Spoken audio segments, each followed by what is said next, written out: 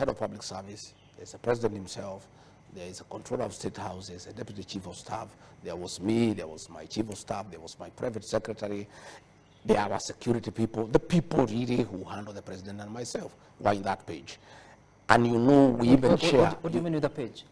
No, they are the ones who handle the president's issues, his movement, you know, hospitality people, security people, on that page. Yeah. So that once his activities are known, everybody aligns automatically, and there has been a lot of efficiency because you have the information so that you are able to plan, you are able to coordinate. If you are flying, you know, you are going by chopper, you prepare. If you are going by road, you know. But when you don't have that information, then it becomes extremely difficult for my office to align with the president's office. Help Kenyans understand. So this diary, is it a physical book? It's a WhatsApp group. It's a WhatsApp group. WhatsApp group. It's every day, you know, things now are good with this digital space. It's a WhatsApp group, and it's updated as you go on. And the president updates it sometimes himself, the controller does, and we all keep on aligning. So you know, sometimes he'll have a program, he'll move it from this day to that day. I get into my diary and change mine and align with his. You understand? So your team is no longer in that? No, I was removed. My private secretary was removed. My chief of staff was removed. So we have no access to the president's diary. Who removed you? The private secretary to the president. Who's that? Yeah, he's called Mayo. I will show you. I was looking for my phone. I wanted to show you. He removed me. So once we are not there, then we don't know what's going on. So let nobody, let no Kenyan, and let those people in State House who are trying to say that I don't attend meetings, let them return me in the page so that I know what the president is doing, where he's going, what time, so that I'm able to align and give him support, as I've always been doing. But I cannot do it when I don't have access to that information. Does the president know you're no longer in the WhatsApp group? I don't know. I've not asked him. You haven't? No.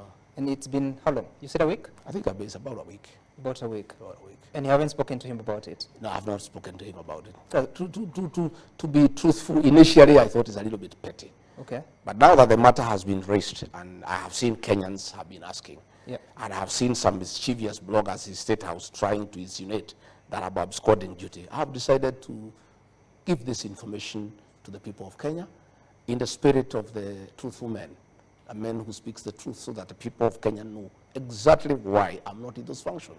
I think I owe Kenyans the truth. Because again, as I told you, Sam, I'm employed by the people of Kenya. They need to know why is the deputy president whom they elected not alongside the president in the functions. I think we owe that information to the people of Kenya. And do you know why you would be removed? I don't know. But I have told you, they are mischievous people around the president. Why are they mischievous against you, deputy president? Well, I don't know. How do you explain mischief? People have many motives. People have many motives. They are mischievous people trying to create a wedge between me and the president. And it's been going on for a while. And I take it in stride myself, because I'm also an elder, and I'm also an officer, you know, who is well trained. I was trained in paramilitary. I have tremendous capacity for perseverance and endurance. I'm able to take a lot of flack, just quiet, and taking it in good tiding, because I am quite mature in my leadership, in my approach to life. And many, many petty things, I have ignored them, because I sometimes I don't want to become petty. So there are many characters around there. You know, you remember, Sam, when the king was here in State House, the king Charles the Third. I think I was in, the president had sent me, I think, to Berlin or to Brussels, I'm not sure. I can't remember exactly to which country. And so when the king was in State House, I was missing. Okay? A blogger who works for the president created a Photoshop. And I know you can remember. Just for mischief and to demean me. Created a Photoshop that, you know, the king is here, working with the president. Then there was a window there. And Gachagua had been locked in that window.